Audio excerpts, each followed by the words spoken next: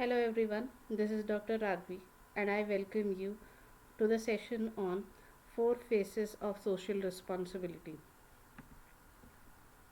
This concept provides a nuanced framework to evaluate corporate behavior, distinguishing between actions based on their legality and social impact.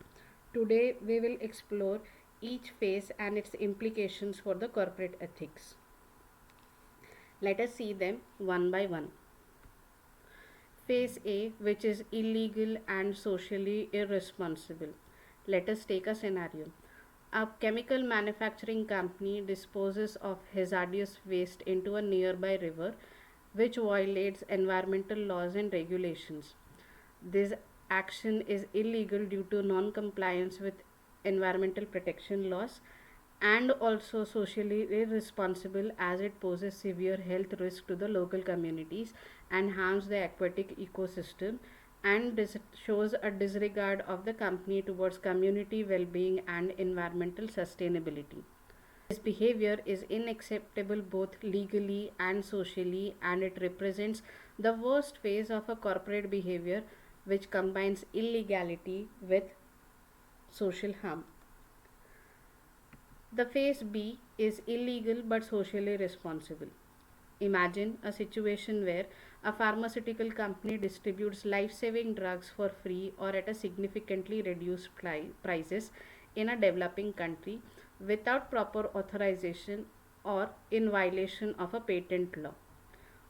This is technically illegal due to patent infringements or regulatory non-compliance, but it is socially responsible because it addresses urgent health needs and improves access to essential medicines for underprivileged populations. Now, this is a very peculiar situation where there is a moral dilemma. The action is illegal, yet it serves a greater social good. This highlights conflict that arise between rigid legal frameworks and humanitarian needs. Phase B involves actions that are illegal yet socially beneficial. Despite violating patent laws, this act is seen as socially responsible because this addresses a very critical health emergency and it is given to those who are in dire need. Moving on, there is a phase C wherein the company is acting in a legal as well as socially responsible manner. This represents ideal corporate behavior, the actions that are both legal and socially responsible. Let us see a scenario. A tech company sets up an operation in a rural area and provides jobs to the local community, invests in the local infrastructure, improves the educational facilities, and supports small businesses. This investment is entirely legal and benefits the community greatly and aligns the business success with the social welfare. Phase C represents an ideal corporate behavior, actions which are both legally and socially responsible. The community is also benefited, the business is also benefiting, and the societal welfare is also done. This is an ideal model of how businesses can operate within the law and also act in the best interest of the society. It promotes a positive corporate image and sustainable business practices. Moving on to the last phase, that is phase D. This is where the company is acting in a legal but socially irresponsible manner. Take for an example, a garment factory operates in a country with minimal labor laws and pays workers a living wage which is below the normal level while adhering to the legal minimum. This practice is legal but socially irresponsible as it exploits workers and contributes to social inequality. While the company is following the local laws, it fails to meet global ethical standards and showcases how legal compliances is not always synonymous with social responsibility. Analyzing phase A, we see the worst of corporate behaviors where companies act without regard for legal or social norms.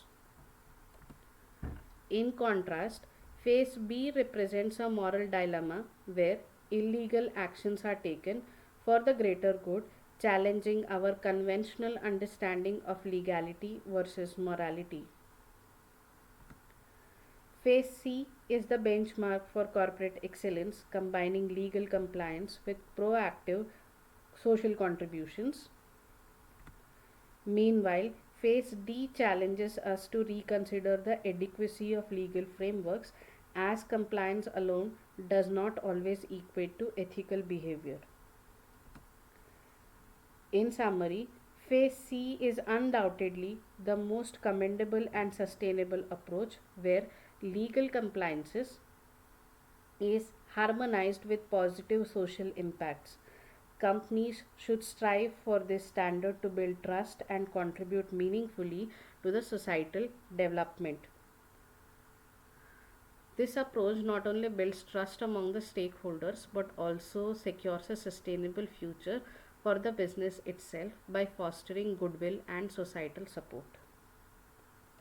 Moving forward, businesses must align these complexities by aligning their strategies with ethical practices that not only adhere to legal standards but also advance social good. Embracing phase C can lead to more equitable and sustainable future, while critically assessing and adapting practices are associated with phase B. Conversely, phases A and D represent illegal or unethical practices and should be actively discouraged. These they undermine the trust in the corporate sector and can lead to significant social harm or discontent. The phases B and C can help address inherent conflicts between law and social ethics, which point out that the practices need to be updated and the legalities have to be now in line with the changing times which are there. Thank you, and we will meet again.